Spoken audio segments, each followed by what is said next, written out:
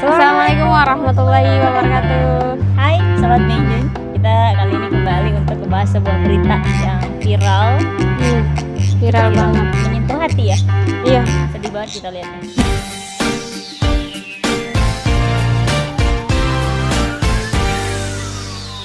Ini berita tentang alasan sibuk anak tega serahkan ibu ke panti jompo.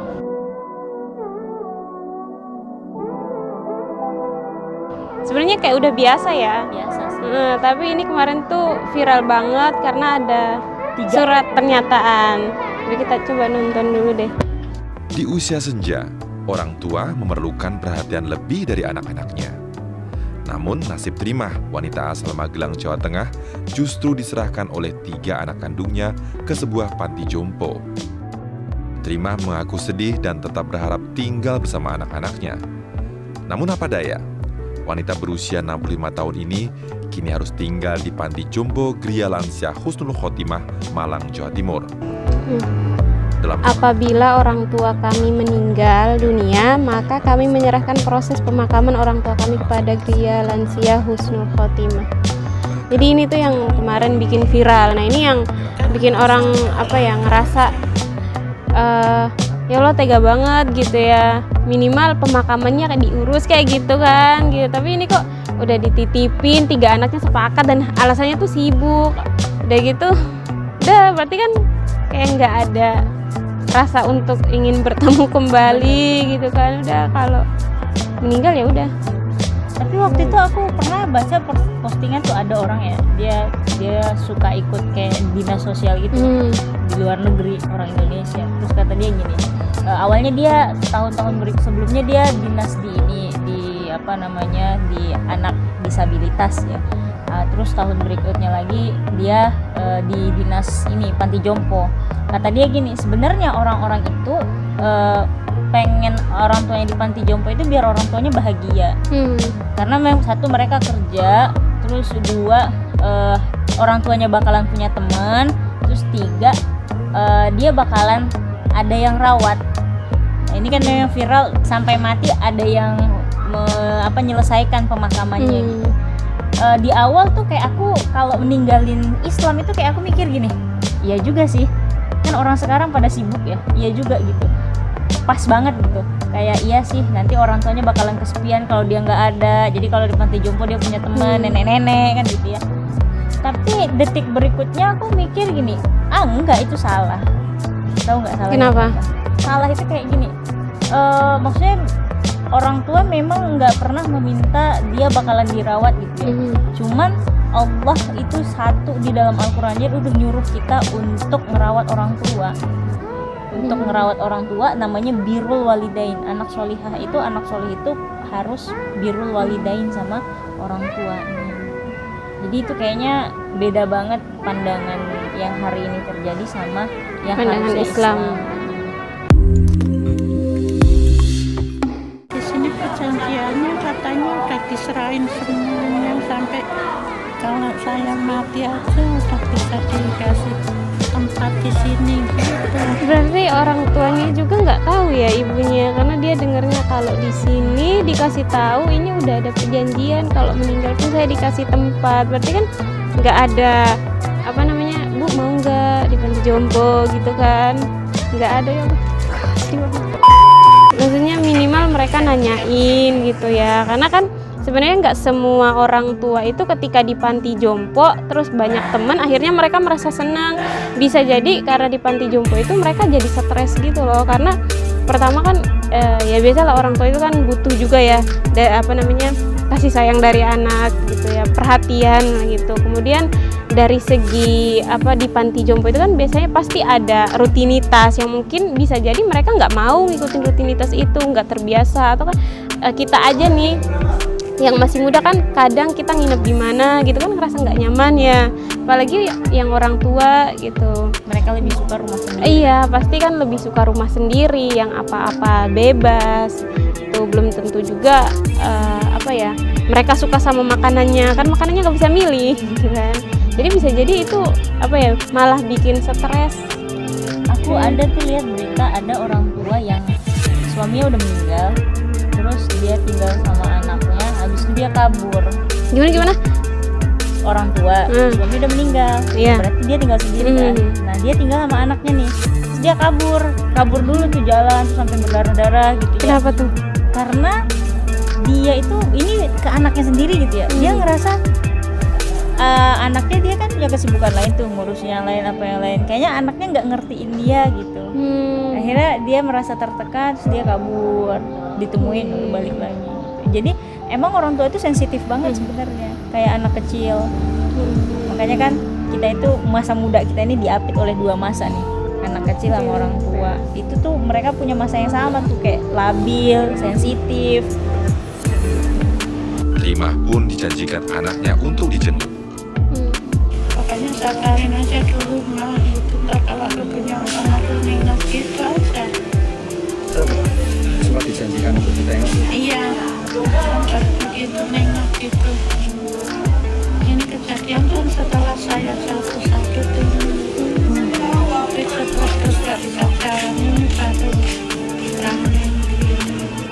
Di panti ini terdapat 60 orang lansia Ternyata di TTV-nya setelah beliau jatuh, dia sakit nggak bisa ngapa-ngapain gitu ya. Dia merasa emang karena sibuk akhirnya nggak bisa ngerawat. Maksudnya itu nggak kejadian di Indonesia doang ya yang kayak gini tuh. Di Indonesia udah mulai viral nih yang kayak gini. Di luar negeri udah sejak bahela kali yang kayak gini tuh ada.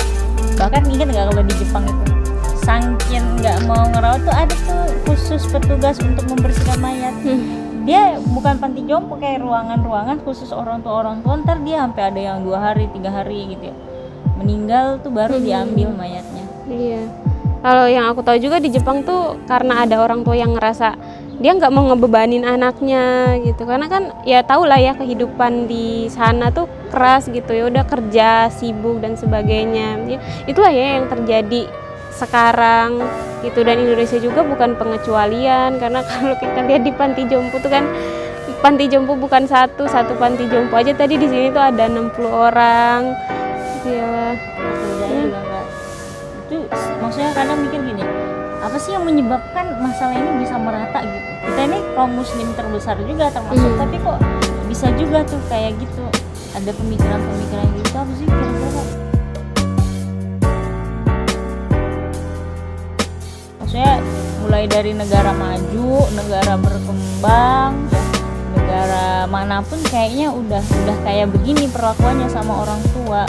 Bahasa kita mungkin bagi sebagian orang masih manusiawi karena dimasukin panti jompo gitu ya, nggak bener-bener ditinggal. Tapi kan kalau kita lihat kok kayaknya nggak bener juga, itu kan hati orang tua terbuka banget ya. Ntar anak sekarang kalau kita bilang dulu orang tuanya yang ngerawat dia, sekarang dia mau ngerawat orang tua nggak bisa, nanti dia bilang emang aku minta dilahirin. Kan itu toksik banget sih orang tua kan. Jadi kayak gitu tuh kok bisa kita hidup di, ya Allah miris banget kan sekarang. Iya, kalau menurut aku sih karena orang sekarang tuh emang udah individualis banget ya. Mereka akhirnya mikirin diri sendiri, kayak untuk ngelihat kesulitan orang lain ya, rasa sedihnya orang lain itu tuh udah hilang gitu ya. Makanya sampai orang tua sendiri pun yang dulu tuh pernah viral ya, dijual di Facebook gitu berapa 10.000 1.000 gitu ya. Itu kan artinya udah ngebuang aja, karena orang tua tuh dianggap nggak berguna ya kan, asas manfaat akhirnya gitu. Ketika sesuatu itu meskipun itu orang tua, keluarga sekalipun, kalau nggak berguna dalam artian dia nggak bisa ngebantu dari sisi materi gitu ya, dia pasti ya udah ngerasa nggak butuh, dan mendingan nggak ada aja daripada ada gitu, karena malah bikin susah gitu. Kayaknya emang semua orang mikirnya gitu kan gitu. Dan apalagi kita tuh nggak ada rambu-rambu agama yang emang kita berpegang di sana tuh. Jadi ketika kita ngerasa orang tua nih udah sakit-sakit, kita udah nggak mampu ngurus, biaya kesehatan mahal itu kan, terus udah kita mana pekerjaannya juga ya gitu-gitu doang gitu kan, nggak bisa memenuhi kebutuhan hidup. Pada akhirnya ya agama itu nggak menjadi satu titik kembali gitu ketika ada permasalahan gitu. Tapi ya udah, titik kembalinya pada perasaan individual, aku nyaman gak sih? Kalau aku nggak suka ya udah. Jadi emang ada pergeseran makna hidup ya, pergeseran makna hidup yang itu udah terganti jauh banget ya dari hakikatnya harusnya kita diciptakan itu untuk apa. Iya, padahal kalau di masanya Rasulullah dulu ada siapa tuh? Uwais Al-Qarni. Uwais Al-Qarni. Jadi Uwais Al-Qarni itu kan dia ini kalau kita bandingin, nah ini tadi visi hidup ya, kita lihat visi hidup, tujuan dia hidup untuk apa kan. Uwais Al-Qarni ini dia juga punya satu ibu benar-benar nggak bisa ngapa-ngapain. Ketika Islam itu datang kan ada kewajiban haji, itu hajinya aja ibunya dibopong. Sebelum dibopong, Uwais itu harus latihan dulu. Iya, dari Persiapan ya. persiapan dari maksudnya dari kambingnya masih bayi, masih kecil itu sampai gede, sampai udah sebesar ibunya, dia sampai latihan ke bukit tuh, sampai dia bisa, baru dia bawanya jalan kaki, bawa ibunya sampai ke Mekah, terus melaksanakan lah ya, melaksanakan ini. Dan for information gitu ya, Uwais ini itu hidup di zaman Rasulullah tapi dia nggak pernah ketemu Rasulullah. Sandingannya gitu loh. Maksudnya kalau kita mungkin orang sekarang ini sandingannya harta, benda dan lain-lain. Ini Rasulullah, safanya Rasulullah kan Masya Allah ya. Bertemu dengan Rasulullah kan luar biasa. Itu tuh nggak bisa ketemu karena ngerawat ibunya. Satu kesempatan dia pergi menitipkan ibunya dengan tetangga, satu kesempatan itu nggak ketemu sama Rasulullah. Makanya orang kayak begini kata Rasulullah apa, nanti kalau ketemu Uwais Al-Qarni mintalah doa sama dia karena doanya terkabul. Itu jadi Masya Allah ya. ada dasar pandangan hidup yang hari ini udah tergeser jauh dengan pandangan hidup yang harusnya dimiliki oleh seorang mukmin. Maka teman-teman rugi banget kalau teman-teman mengukur segala sesuatu dengan materi. Ya, kita nggak punya waktu, kita nggak ini. Semua orang sebenarnya nggak punya waktu. Bener, nggak punya. Orang tua kita juga sebenarnya kalau bukan pandangannya karena Islam, karena akidah, dia juga nggak punya waktu sama kita. Makanya ada child free, ya kan? Iya. Tapi karena pandangannya adalah akidah, dia hidup bukan cuma untuk dunia, dia hidup untuk Allah, dia hidup nanti akan dihisap, waktunya dihisap, usianya dihisap, dan nanti akan dimasukkan tuh surga neraka. Nah itulah yang menjadi poin penting yang hari ini nggak dimiliki oleh manusia-manusia sekarang. Lebih banyak materi. Jadi jangan mengukur segala sesuatu dari materi ya. Nah, jadi untuk penonton dari Meijun, mohon diperhatikan gitu ya. Kita hidup itu bukan untuk dunia, tapi hidup untuk kembali ke kampung halaman kita yaitu surga. Jadi tolong nih diperbaiki visi hidupnya, sakofahnya, ya pengetahuan, sehingga menimbang itu bukan lagi dengan materi, tapi menimbang dengan Allah senang apa enggak senang. Gitu.